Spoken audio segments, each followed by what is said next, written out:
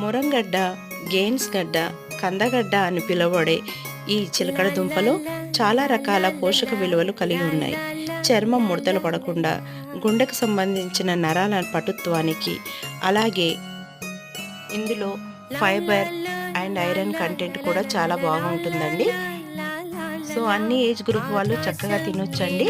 ఇలా snack item లాగా చేస్తే చాలా బాగుంటుంది. ఈ పద్ధతిలో చూడండి, మనం శుభ్రంగా కడిగి వాటిని పీల్ చేసేసి ఇలా స్లైస్గా కట్ చేసేసుకున్నాక కాస్త నెయ్యి వేసేసి ఇలా ఒక ప్యాన్లో కానీ మందపాటి గిన్నెలో కానీ సిమ్లో పెట్టేసి మూత పెట్టేయాలండి. ఒక 5 మినిట్స్ తర్వాత టర్న్ చేసుకుంటే ఇలా గోల్డెన్ కలర్ వస్తాయి.